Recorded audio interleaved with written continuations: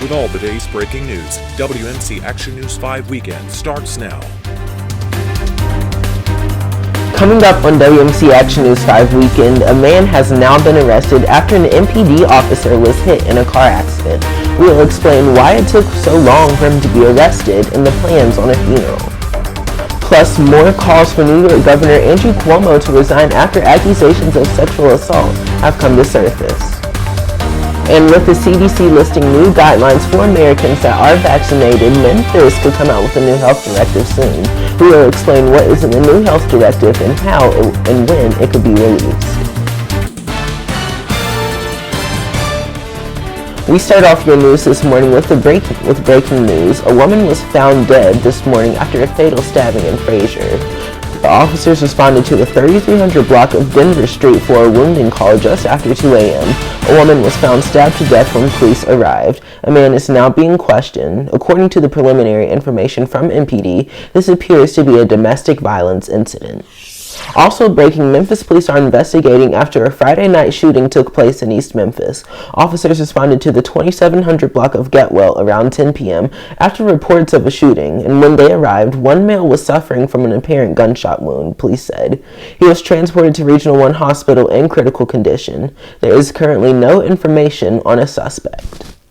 With all the day's breaking news, WMC Action News 5 Weekend starts now. Cloudy skies this morning, with some places seeing some showers and fog. Right now you're taking a live look from our high-five camera at the Hernando de Soto Bridge. Good morning, and thank you for joining me for WMC Action News 5 Weekend. I'm Noah Sershin in for Brandon Richard. We do have the possibility to see some severe storms as we go into Sunday. Let's go ahead and get a check of your forecast with meteorologist Segay Galindo. Good morning, Segay.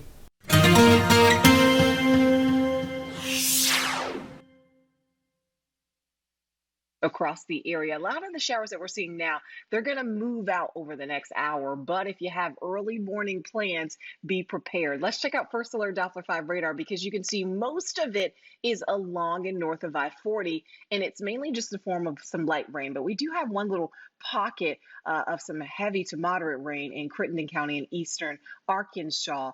But right now across the metro, we are dry from Memphis on down toward Hernando. However, this batch out toward the west, I think that's going to move eastward, not producing any lightning, just some plain old rain. But you can see when some of that will arrive into portions of Shelby County. As we put things into motion, some of these showers are dipping toward the south, but again, breaking up as they do so. So we're not looking at rain all day. However, we are looking at rain this morning. It'll move out by this afternoon, but more rain and storms on the way for tomorrow. We'll talk about that coming up. Thank you, Segay. New this morning, the Memphis Police Department has arrested the man in connection with the fatal accident that left one of their own dead. 54-year-old Robert Earl Jackson was arrested yesterday. You may remember on Monday, 31-year-old Officer Nicholas Blow was off duty and pulling out of the Rains Police Precinct when another car crashed into him. Blow died from his injuries. The reports say that the results of Jackson's blood alcohol content returned indicating that he was intoxicated. He was more than twice the legal limit. An MPD spokesperson says Jackson was not under arrest at the hospital because they are investigating and awaiting the results of his blood alcohol content test. A warrant for aggravated vehicular homicide was issued for Jackson's arrest Friday, and he was taken into custody shortly thereafter. Visitation for Blow will be held Friday, March 19th at R.S. Lewis Funeral Home on Walnut Grove between 4 and 6 p.m. The funeral for Blow will take place the next day, Saturday, March 20th. At Promised Land Church on Overton Crossing at 11 a.m. You can donate to Blow's Memorial Fund by donating at a GoFundMe link set up for the family. You can view it on our website, WMCActionNews5.com. There will also be a Sea of Blue for Nicholas Blow next Thursday at 7 p.m. It will start and end at the Rains Police Station precinct where Nicholas Blow lost his life. Blow leaves behind 2 children and a wife. Next week, the Shelby County Health Department is expected to release a new health directive that could possibly decrease restrictions for restaurants and bars. WMC Action News 5's Braseda Hogan reports. It's been about a month since the Shelby County Health Department released its last health directive. With spring break kicking off this weekend, could restaurants and bars see a different set of guidelines? A meeting yesterday, we got there and Mayor Harris had a full complement of additions, changes, relaxations for the upcoming directive. Mike Miller, president of the Memphis Restaurant Association, says they've had conversations with the health department and made suggestions. You know, that is one of the things that they suggested that they were going to extend was the curfew from midnight to 1 a.m. Was a possibility. You know, some of it, again, just as the internal operations, we'd love to be able to seat more people at a table. The Shelby County Health Department says the new health directive has not been finalized or released yet. The tentative date for release will be March 17th to go into effect March 20th. In the past, restaurant owners have shamed the health department for implementing rules that significantly hurt their businesses. Miller said since he took on the role of president, he's been working on having an open line of communication to express owner concerns. He feels it's been effective. You know, one of the asks was for better communication, and we've had meetings every 4 weeks with the mayor, the health department, things of that nature. And once again, that directive has a tentative release date of March 17th. We will let you know when it is released.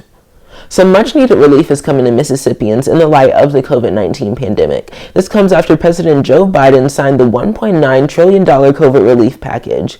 Quentin Smith from the NBC affiliate WLBT in Jackson, Mississippi, was in Brandon to discuss where local relief is going and how leaders plan to use it. People, cities, even live entertainment venues like the Brandon Amphitheater will be able to receive money from the American Rescue Plan. However, one local mayor says he has no interest in receiving the federal funding. With this stroke of a pen in Washington brings some much-needed relief to the Magnolia State. Included in the American Rescue Plan are $1,400 stimulus checks for individuals making up to $75,000 a year or couples making up to $150,000 a year, plus an additional $1,400 for each dependent. $350 billion will be given to states and local governments. Also, a little more than $1 billion will be allocated towards live entertainment venues. The Brandon Amphitheater is eligible to get some of the funding. However, Mayor Butch Lee says the city won't be needing it. We don't need that money. I understand those to be loans, but our facility hasn't lost or gained through this. It's a different revenue stream for us. And so there may be some across America that need that, but we certainly don't. Though the city of Brandon won't be needing any funding, the city of Jackson says it will. Oh, it's a big relief. Of the money being allocated, the House Committee on Oversight and Reform says Mississippi will receive just over $2.9 billion, and the city of Jackson will receive the most with over $46.6 million. As of right now, Ward 6 Councilman Aaron Banks says he doesn't know how the city will spend that money or when they will receive it. A lot of it will probably be going toward our aging infrastructure. We'll deal with making sure that we're able to address some of the problems that we currently have, and that'll be something that we as a council will sit down and talk. But this Rescue Plan Act is to help cities where they've been hurt and hit the hardest. That was Quentin Smith reporting. That plan includes $130 billion to keep K-12 schools open in Mississippi. Coming up on WMC Action News 5 Weekend, growing calls for New York Governor Andrew Cuomo to resign. Coming up, what people from his own party are saying about the sexual assault allegations. Plus, new video this morning after a woman shot a Metro Nashville police officer after he pulled over a car where the owner had 6 outstanding warrants. It turns out she didn't even own the car. The video on the other side of the break. And 1 year after the fatal shooting of Breonna Taylor, what is being done this morning as preparations for protests are underway to commemorate the 1 year anniversary of the death of Breonna Taylor.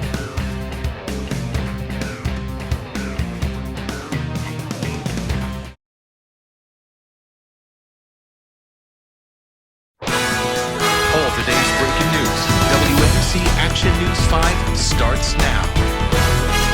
Welcome back to WMC Action News 5 Weekend. While the medical marijuana debate continues at the Mississippi Capitol, supporters are concerned changes won't reflect the wishes of voters. On Thursday, the Mississippi State Senate revived the medical marijuana proposal that died in the House. The Senate Bill 2765 was offered as a backup to that proposal if the state Supreme Court ruled that the Initiative 65 was passed by voters, but 70% majority. Cannabis supporters believe lawmakers are putting forth a proposal that is not what Mississippi chose in November.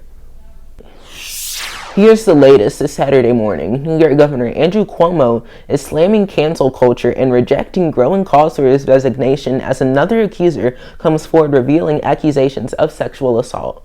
NBC's Meredith Woods has the latest. I'm not going to resign. I was not elected by the politicians. I was elected by the people.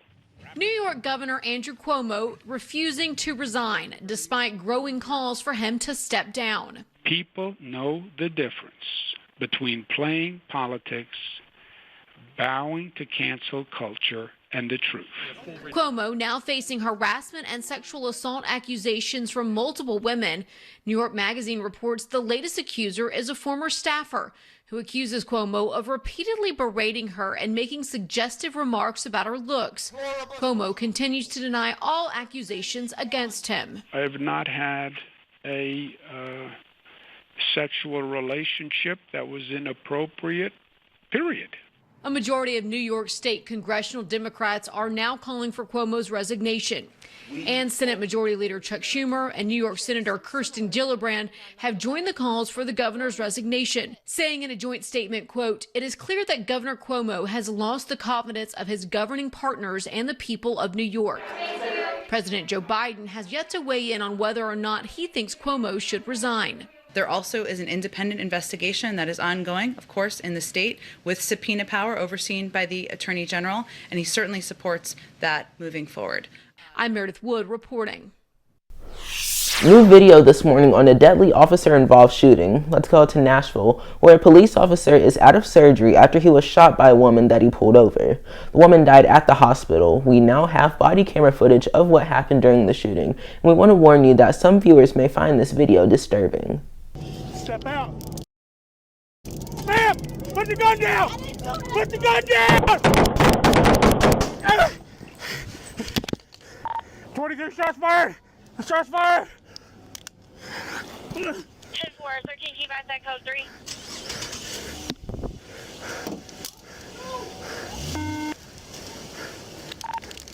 I'm hit. This all started yesterday morning when officers pulled over a car. Police say that the woman had many outstanding warrants.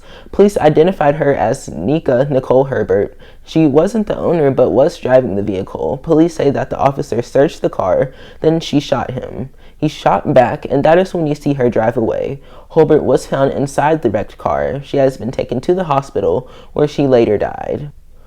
It was 1 year ago today that the Louisville Metro Police Department shot and killed an innocent woman in her own home. Her name is Breonna Taylor. To this day, no one has been charged in her killing. That's why friends, supporters, and family are expected to take to the streets of Louisville and other cities. Rose McBride is in Louisville with more.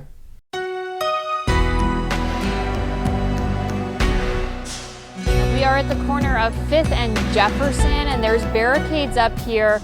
Just down the street is Jefferson Square Park, where there's going to be some events taking place later today. But all around the square, these streets are just barricaded off, and they have been since yesterday morning. The national social justice group Until Freedom has come back to Louisville the week ahead of the anniversary. 1 year later, they're renewing their calls for justice, along with Taylor's family and local activists. They want the prosecution of the officers behind Taylor's death.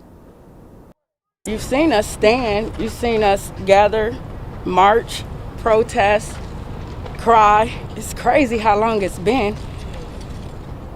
What you won't see, though, is us divide on what we want. Until Freedom and Taylor's family will hold a rally in Jefferson Square Park today to mark the anniversary. The city has worked with protest groups as well as public safety locally and in the region. The mayor says the goal of this weekend is safety.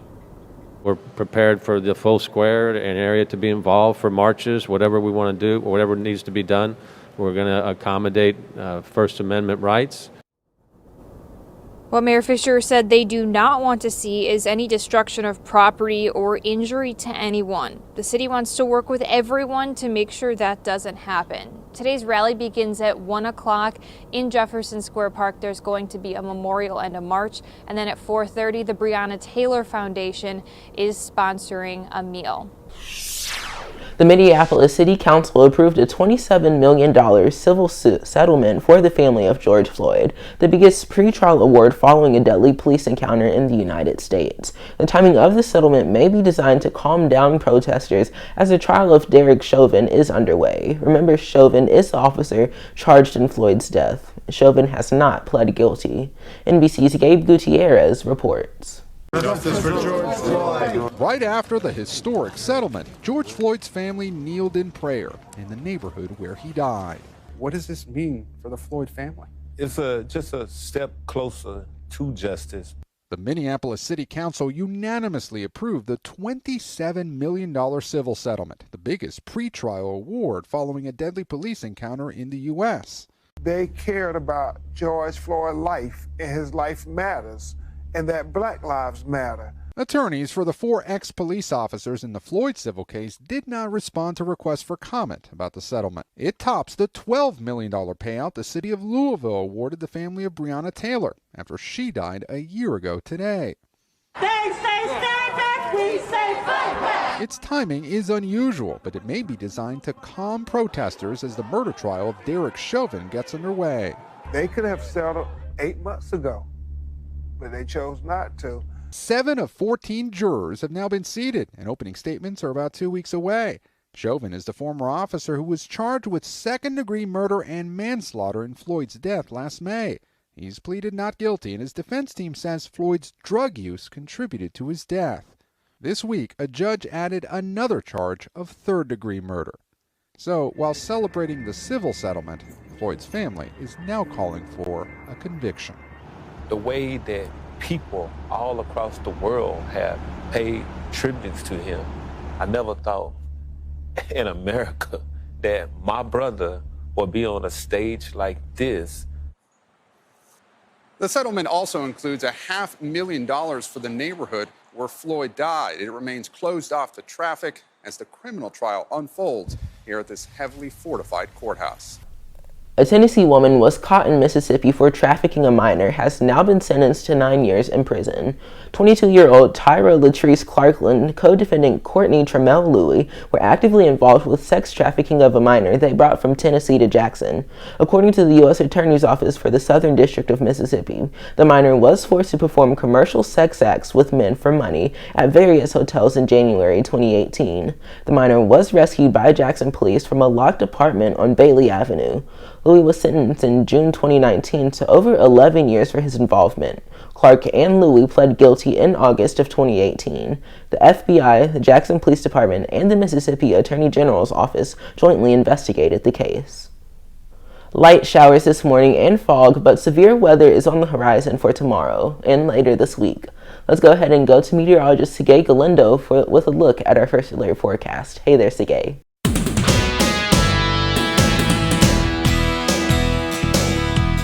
We are starting to see some improvement, especially when it comes to the fog and some breaks in the rain as well. And the rain's not going to last all day for those areas that are seeing it right now. Let's take a look at it on First Alert Doppler 5 radar. It's mainly been positioned for northern sections of the viewing area, close to a front that's draped across the region. You can see some of those dipping south of I-40. We take a closer view in. We've got a couple of showers just north of Wynne in eastern Arkansas, some of those right around Proctor right now and extending down toward Marianna. I think we're going to see some of those moving into Memphis inside the 240 loop and southward into DeSoto County, northern sections of DeSoto. You can see some of the times where some of these showers are going to start to move in. South Haven in just about 22 minutes, Fraser in just about 13, and Memphis in just about 25 minutes. Nothing in the way of stormy weather, but you certainly will need to grab that umbrella if you're headed out early today, as you can see all of the moisture thanks to that front. So we're looking at some showers for some, mostly for the morning hours. There could be a spotty shower or two after that, but I think we'll start to dry up as we get into the afternoon.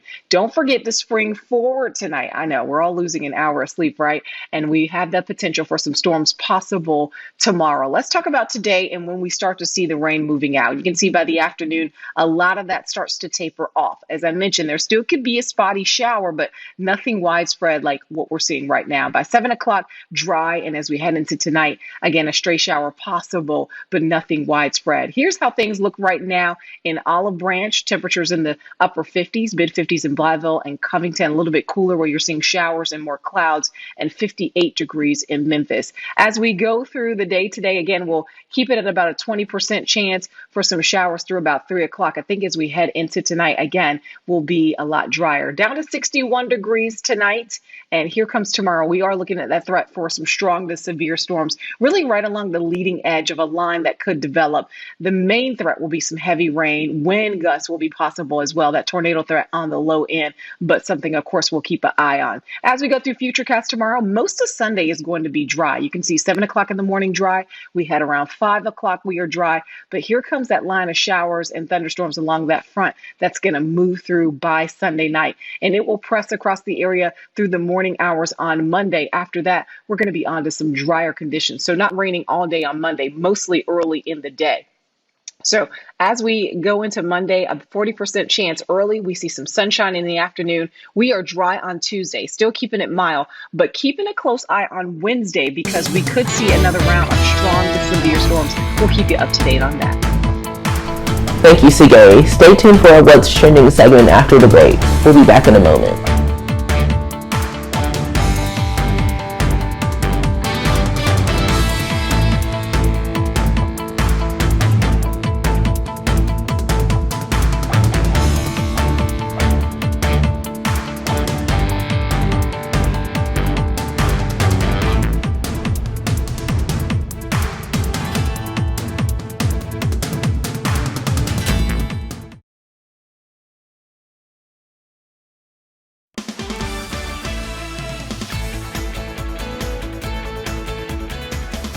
Welcome back to WMC Action News 5 Weekend. It's now time for our What's Trending segment. A viral video taken by a camera-equipped drone buzzing through the nooks and crannies of a historic Minneapolis bowling alley has attracted hundreds of thousands of viewers. The drone in the 1.5-minute video at Bryant Lake Bowl follows bowling balls down the alley and takes viewers behind the alley's reset mechanism, back out into the floor and into the bar. The video is the work of a 25-year-old cinematographer, Jay Christensen, produced by Minneapolis-based Raleigh Studios and directed by Anthony Jaska. Guardians of the Galaxy filmmaker James Gunn tweeted the clip to his 800,000-plus followers, saying he wanted the filmmakers to come with us to London later this year when we shoot Guardians of the Galaxy Volume 3. Also trending, a Southwest Airlines ramp agent helped an intergalactic emergency. After a Buzz Lightyear toy was left on a plane that landed in Dallas, Southwest Airlines posted on its Facebook page that Buzz's owner, Hagen, and his family were already driving off in a rental car when they realized that they left behind the toy. The plane was already on its way to Little Rock. That is where Jason, the ramp agent in Little Rock, noticed Hagen's left behind buddy. Jason began investigating and found the name of Hagen written on the bottom of Buzz's boot. Jason also learned there's only one Hagen who traveled on that aircraft that day. He then came up with a special reunion plan. And that is a look at your What's Trending stories for this weekend. Sigay is in next with a final check of our weather.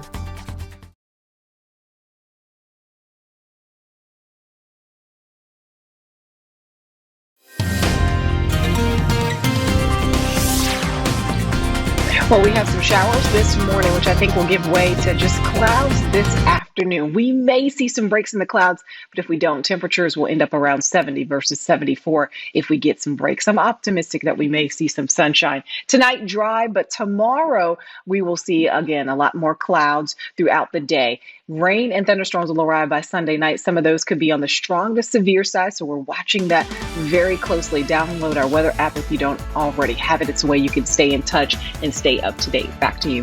All right, thank you, Sigay, and thank you for joining us for WMC Action News 5 Weekend. Join us again tonight at 5. Have a great Saturday.